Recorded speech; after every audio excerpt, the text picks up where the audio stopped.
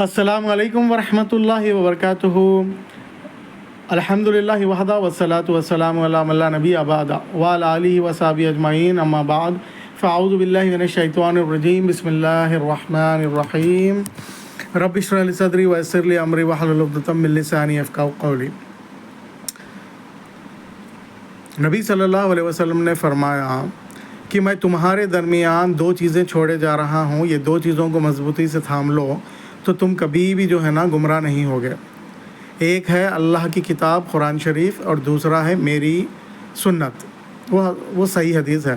تو جب تک میری امت جو ہے نا اپنا عقیدہ اور عمل صحیح قرآن اور صحیح حدیثوں کی بنیاد پہ ان کا عقیدہ اور عمل رہیں گا، جب تک لوگ جو ہے نا گمراہ نہیں ہوں گے، بلکہ نبی صلی اللہ علیہ وسلم بولے۔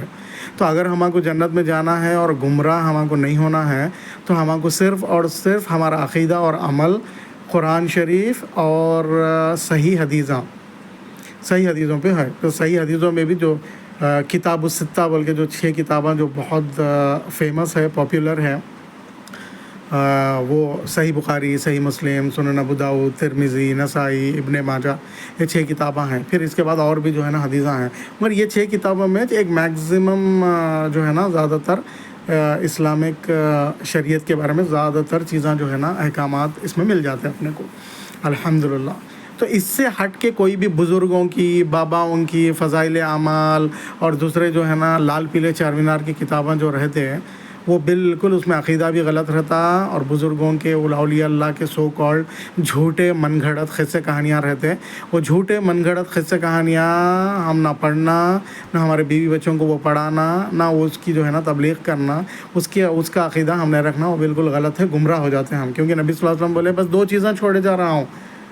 جو اصل ٹیکسٹ بک ہماری جو ہے اسلام کی، وہ قرآن ہے۔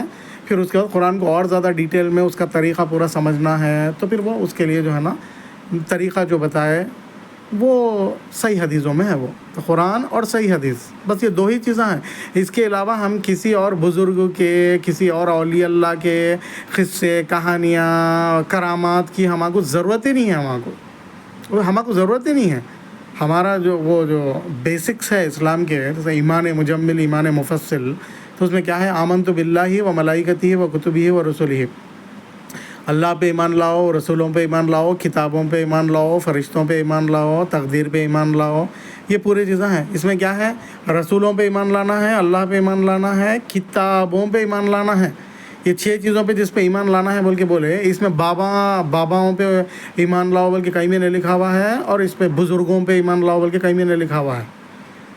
تو ہم اگر عبد القادر جیلانی رحمۃ اللہ علیہ کا نام بھی نہیں جانتے پوری زندگی پر، 60 سال ہماری زندگی میں عبد القادر جیلانی کون ہے بلکہ ہمارے کو اگر معلوم بھی نہیں ہے، مگر ہمارے کو یہ معلوم ہے کہ قرآن میں کیا ہے، اور ہمارے کو صحیح حدیثیں، صحیح بخاری، صحیح مسلم اور حدیثوں کے مطابق غسل کیسا کرنا، وضو کیسا کرنا، نماز کیسا پڑھنا، روزہ، زکوٰۃ، حج اور ہر ایک چیز کے ہمارے کو معاملات اگر معلوم ہو گئے، اور اس حساب سے اگر ہم زندگی گزار لیے، تو یہ ہمارے کو جنت میں جانے کے لیے ماشاءاللہ یہ کافی ہے، سفیشینٹ انف۔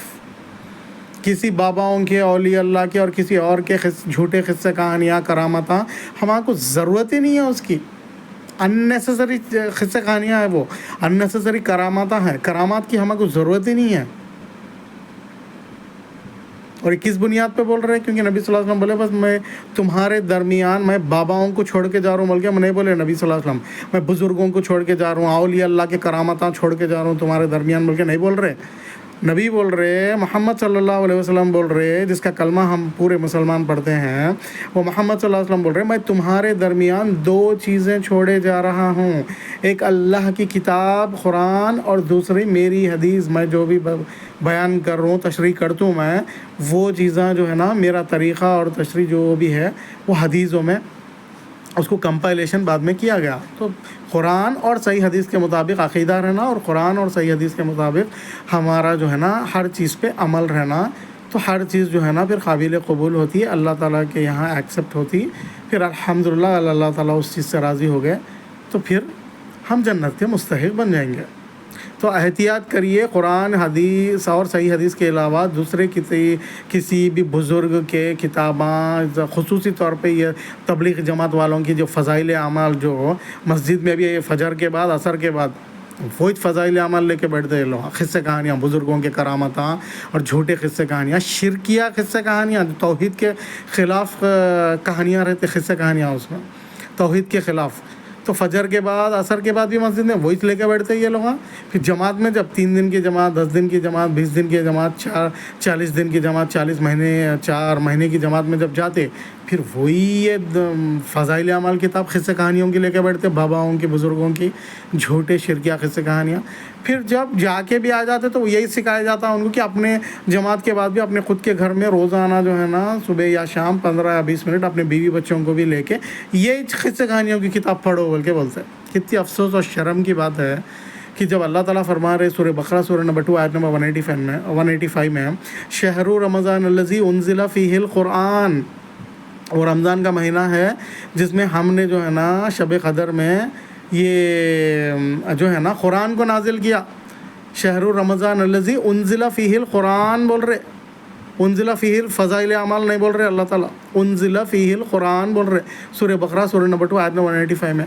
تو ہماری ٹیکسٹ بک قرآن ہے، اور اللہ سے توبہ کریے، سدھر جائیے اور اللہ کا کلام پڑھیے، اور آنے جس کو کھٹکا مار مار کے نماز کی دعوت دے رہے ہیں، وہ نماز پڑھنے کی جس کو دعوت دے رہے ہیں، خود بھی پہلے صحیح بخاری صحیح مسلم سے نماز پڑھیے، اور وہ کھٹکا مار کے جس کو جماعت میں لے کے جانا چاہ رہے ہیں اور کھٹکا مار کے جس کو نماز پڑھانا چاہ رہے ہیں، خود بھی پہلے صحیح بخاری صحیح مسلم سے پہلے صحیح نماز پڑھیے، اس کے بعد پھر سامنے والے کو بھی صحیح بخاری صحیح مسلم سے ہی صحیح نماز پڑھائیے، اور خود بھی قرآن فجر کے بعد عصر کے بعد ترجمے سے تفسیر سے پڑھیے، اور سامنے والے کو بھی قرآن پڑھائیے، صحیح بخاری پڑھائیے، صحیح مسلم پڑھائیے، صحیح حدیثاں پڑھائیے، نہ کہ فضائل اعمال۔